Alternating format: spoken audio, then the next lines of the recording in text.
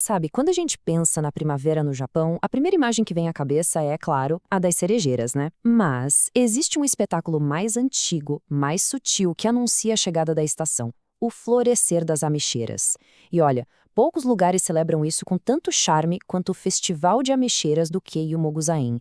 É um evento anual simplesmente encantador. Olha só essa imagem. Parece até um paraíso perdido no tempo, né? Mas essa beleza toda que a gente está vendo, ela não acontece por acaso. É o resultado de uma história incrível, de muita, mas muita resiliência e engenhosidade. Então vamos mergulhar fundo para entender o que é preciso para manter uma tradição tão antiga assim, viva e pulsante hoje em dia. E a gente vai ver que a estratégia por trás disso tudo é surpreendentemente moderna. Para a gente conseguir entender o festival de verdade, primeiro a gente precisa sacar uma coisa. Esse não é um jardim qualquer, de jeito nenhum. Ele tem uma alma, sabe? Uma história muito profunda, um legado que foi moldando a identidade dele ao longo de séculos. Bom, a história toda começa lá atrás, do período Edo. Uma nobre, chamada Jushuin, decidiu reconstruir um templo bem nesse lugar, como um ato de fé mesmo, de devoção.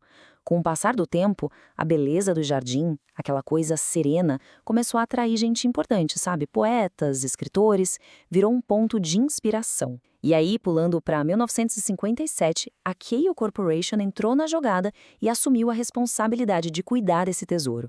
Foi isso que garantiu que o público pudesse continuar visitando e aproveitando o lugar até hoje. E olha, essa conexão com o passado não é só uma historinha, não. Ela é muito real, é palpável. Lá no jardim, existe a Jushobai, que é a ameixeira plantada pela própria fundadora há mais de 300 anos. Pensa nisso. Não é só uma árvore, né? É um monumento vivo. É literalmente o coração pulsante do jardim, uma testemunha que viu séculos de história passarem. Só que, claro, preservar um legado desse tamanho não é nada fácil. O jardim hoje enfrenta um adversário bem moderno e, vamos dizer, poderoso: a imprevisibilidade da natureza. E isso fica ainda mais complicado com as mudanças climáticas, né? Existe até um termo técnico para isso: descompasso fenológico. O nome parece complicado, mas a ideia por trás é bem simples.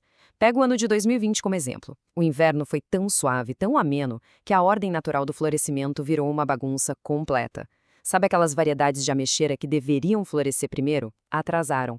Outras que eram para vir depois, adiantaram.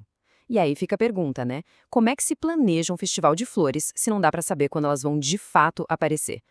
E aí, qual foi a solução para esse problemão? Bom, aqui está a genialidade dos jardineiros de Mogusain: diversidade. Eles cultivam nada mais nada menos que 50 espécies diferentes de ameixeiras. E com isso, eles criaram uma espécie de florescimento em revezamento. É simples. Umas florescem mais cedo, outras bem no meio da estação e algumas só mais para o final. O resultado? Não importa o que o clima decida fazer, essa estratégia garante que sempre, sempre vai ter alguma coisa deslumbrante para ver durante todo o período do festival. É brilhante. Mas olha, o clima não é o único desafio, não. Existe outra barreira, dessa vez uma barreira física bem grande que poderia facilmente desanimar qualquer pessoa de sequer tentar chegar nesse lugar mágico. Pensa comigo, o jardim é lindo, a estratégia das plantas é super inteligente, parece tudo perfeito, não é mesmo?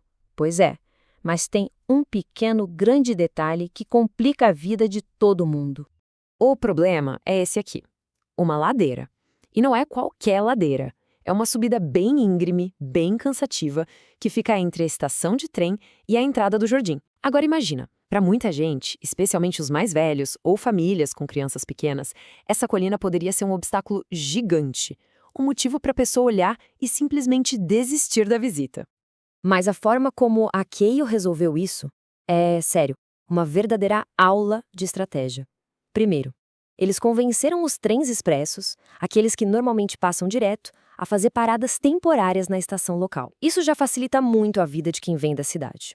E a ladeira? Bom, para a ladeira, eles fizeram uma parceria com a própria empresa de táxis do Grupo Keio. E agora vem o toque de gênio. Quem pega o táxi para subir, ganha um presente: um pote de umeboshi, aquelas ameixas em conserva famosas, feitas com as frutas colhidas ali mesmo, no jardim.